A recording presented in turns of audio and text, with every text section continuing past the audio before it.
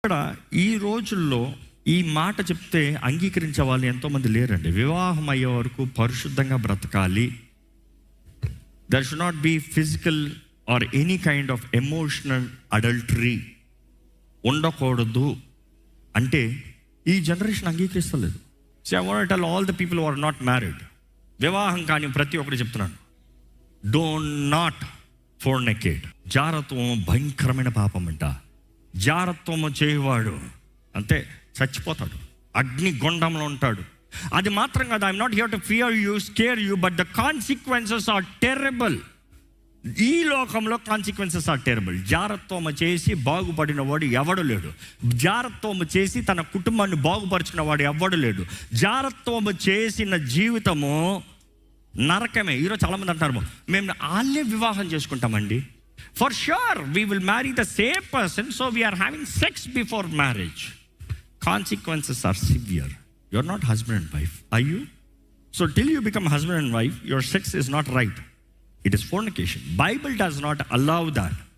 The world might allow. Dating చేసుకుని నచ్చలే, 10 మందితో పడుకొని 10 మందితో పడుకొని 10 మందితో బ్రతికి 10 మందితో అన్నీ అయిన తర్వాత వారికి నచ్చితే పెళ్లి చేసుకోవాలి. నచ్చి పెళ్లి చేసుకుంటే ఏ వివాహం అన్న నిలబడుతుందంటారా?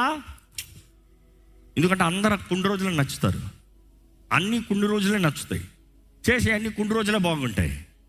జారత్వము జాగ్రత్త, యవనస్తులకు చెప్తున్నాను, it is a sin. You have terrible consequences. ఇప్పటికే మీరు చేసిన వారైతే ప్రభు పాదాలు పట్టుకోండి, కరుణ చూపిస్తాడు.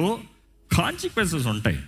ఈ Bible talks about consequences. Consequences లేవనుకో ఇక పాపానికి అంత ఉండదంట. దేవుడు హృదయానుసారమైన వ్యక్తి దావీదే పాపం చేసినప్పుడు, వ్యభిచారం చేసినప్పుడు మనం చూస్తాము, దేవుడు అంటాడు, నీ ఇంటి పైన నుండి నా ఖడ్గము దాటిపోదు. నేను క్షమిస్తున్నాను, క్షమాపణ ఉంది, కానీ కాన్సిక్వెన్సెస్ అనేది అనుభవించాలి. జాగ్రత్త. ఈరోజు మోసపోకుడి మనుషుడు ఏది విత్తుతాడో అదే కోస్తాడు. నిజంగా ఒక వ్యక్తి వివాహం అయ్యేంత వరకు ఇఫ్ ఈ కెనాట్ కంట్రోల్, డోంట్. ఈరోజు చాలామంది డేటింగ్ అలవాటు చేసుకుని దేవా నీ చిత్తమా ప్రభా, ఈ వివాహం చిత్తమా ప్రభా, పలానా వ్యక్తిని వివాహం చేసుకోమంటావు ప్రభా, పలానా వ్యక్తి నచ్చిందని చెప్తున్నా తప్పు కాదు. నచ్చకుండా ఎవడని పెళ్లి చేసుకుంటాడా?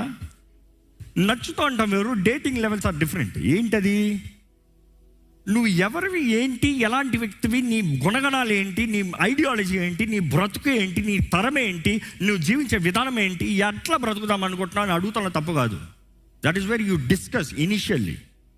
కానీ ఇప్పుడు ఎలాగా, నువ్వు నాకు నచ్చావు, నీ మొహం నాకు నచ్చింది, నీ ఇది నాకు నచ్చింది, నీ అది నాకు నచ్చింది, మన ఇద్దరం అది చేద్దాం,